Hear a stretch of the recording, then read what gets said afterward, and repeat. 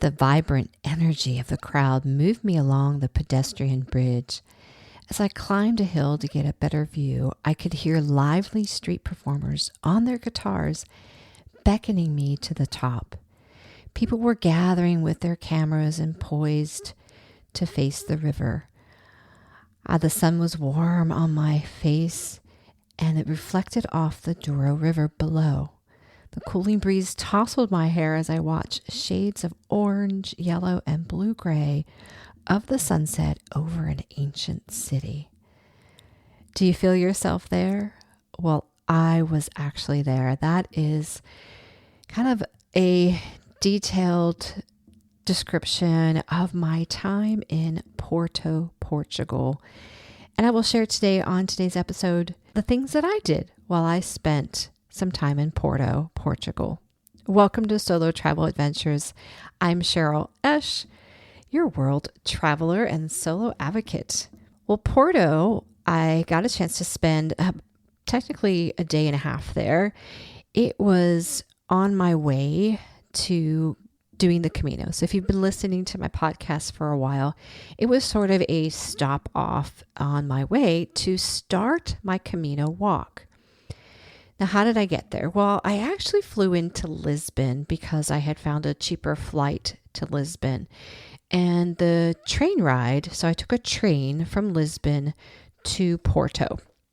And so that train ride takes about 3 hours, and it can range anywhere from about $39 and up. If you get the sort of the fast train, the rapid train, it's a little more expensive, and it's a little less time, probably closer to 2.5 hours on that.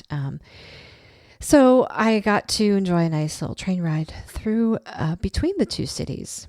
Once I got to Porto, I did stay in a hostel because that was part of what I did as far as the Camino was I stayed mostly in hostels, a few hotels along the way, and albergues, which are like hostels, but even more bare bones. But the place where I stayed was amazing. I'm just making a plug for it because I had one of my best experiences in Porto, and some of it was due to where I stayed. I loved Porto much better than Lisbon. It just had the vibe I loved. It was a smaller city than Lisbon. To me, it was less touristy, but still had plenty to do and to see. And just to be immersed in sort of this Portuguese culture, I felt it was the best city to actually experience that in. So I stayed it's called the Nice Way Porto Hostel. And the reason that I really loved this place was it was a really good location. The staff was super nice there. And the rooms, I think, was about 10 beds. So like 5 sets of bunk beds in the room I was in. I think most of them were about the same.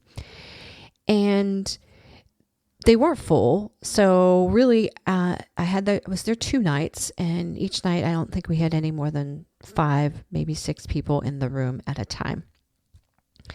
But on my first day, I'll share with you what I did, and you can feel free to use this itinerary or explore some of these places if you're interested. So the first place I stopped was Livraria Lilo, and it is a very famous bookstore, and it looks a lot like, reminds you maybe of sort of Harry Potter kind of scene.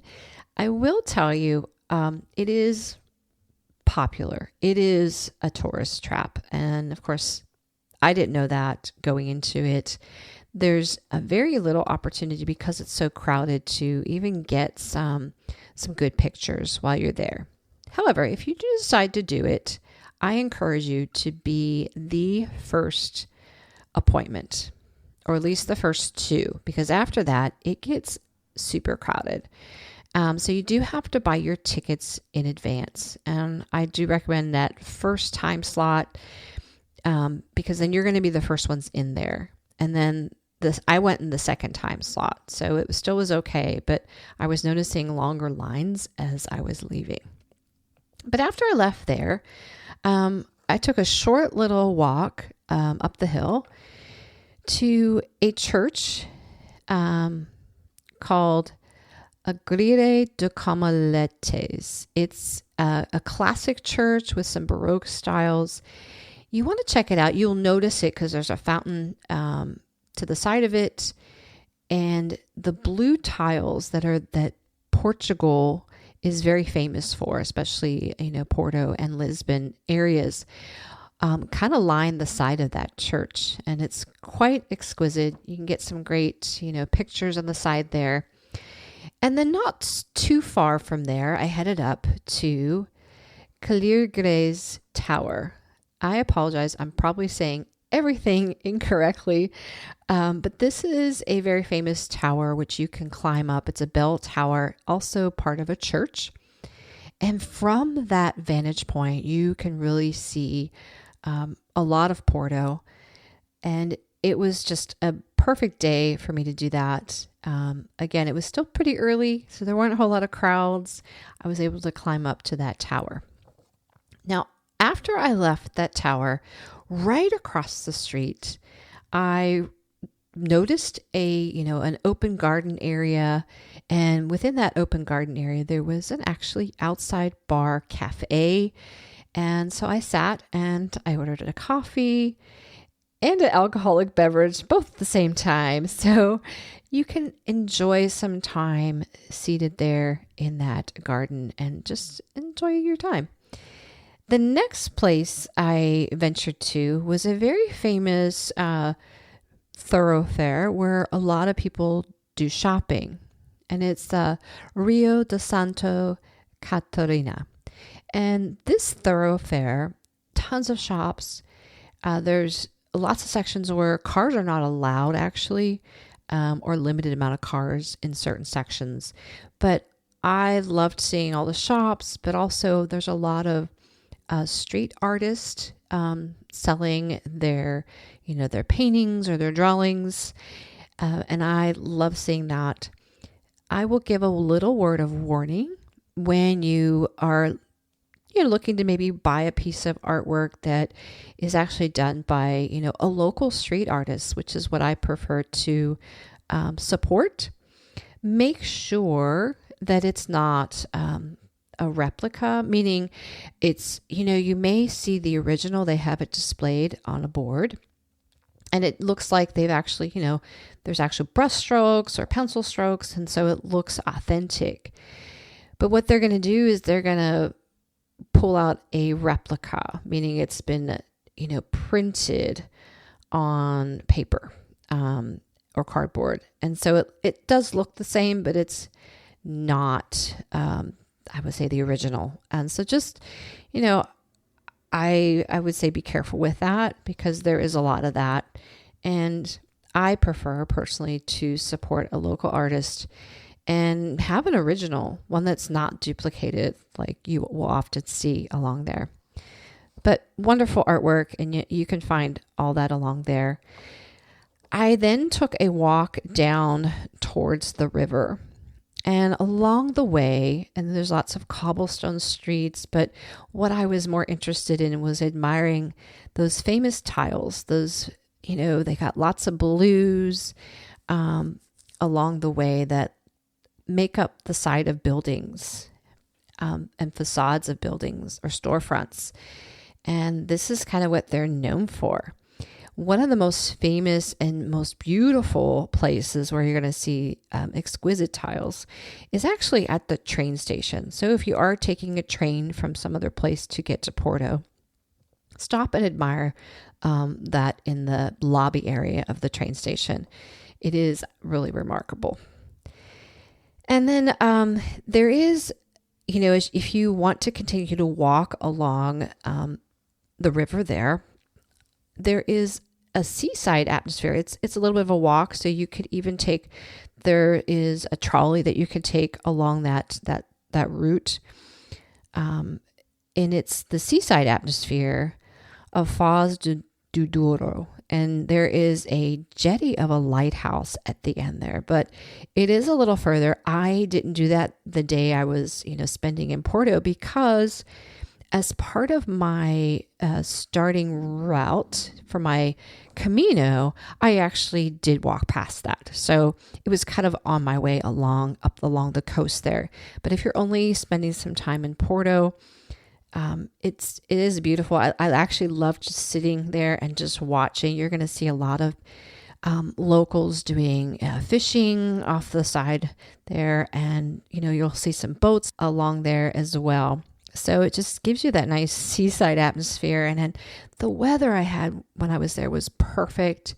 It was in the 70s. It was sunny. And so it just was perfect. I would highly recommend a port wine tasting. Now you can look that up, but again, back to where I stayed, I was so blessed with this place. They offered walking tours, which I did not partake in because I kind of did my own little walking tour here that I'm sharing with you. But in the evening, they offered a dinner, a homemade dinner by a gentleman that worked there who was actually from South America. So it was an amazing homemade meal. But part of that meal was we got an endless, bottomless glass of port wine. Oh my gosh, not a huge drinker, but I fell in love with the port wine there. It was so good.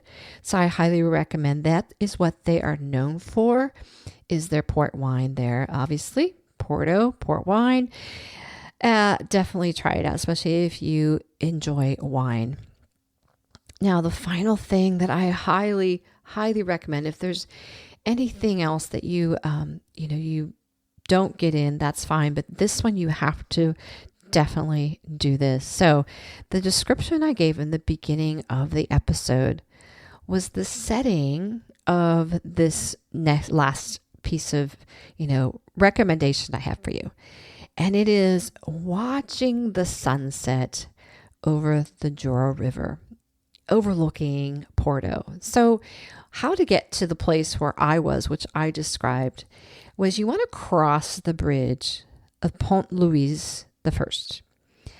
Once you get across, you have some options. Immediately to your right is you're going to see some gardens, Jardin de Moro, which is a very lively place. It was very lively when I was there. People doing picnics on the lawn. There was live music. Everybody was anticipating the sunset. But I had heard if I climb up a hill to my left, and you can see it when you cross the bridge, there's an old monastery that sits up on top of this hill. And you want to climb up the hill to that old monastery area to get the best view of the city, of the sunset. You get some fabulous pictures. And there is, as I described, you're going to see lots of people gathering up there. You're going to have your street performers keeping the energy up, the liveliness of the event. And I recommend leaving early to get there. So, for example, if sunset is maybe at 6, you definitely want to get there probably at least a half hour before.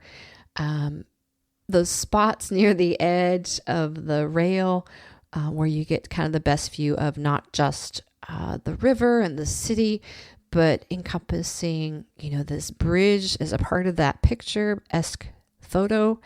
You have to have a certain angle, and lots of people sort of vie for those spots early on. So definitely get there early. It was just an amazing moment to just sit and reflect for me. I loved it. And then even just coming down after the sun had almost set, I felt still very safe walking back to my hostel, which still was not horribly far away. I mean, I'm used to walking, but there's lots of people out, and it was definitely worth it.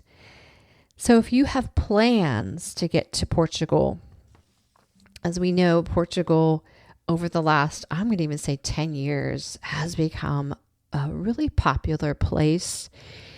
And especially, I would say in the last 5 years, I've heard more and more people trying to move there. But if I had to pick a city in Portugal, I would pick Porto. I loved it, and it just has this vibe that I just loved, and there's plenty to do as well.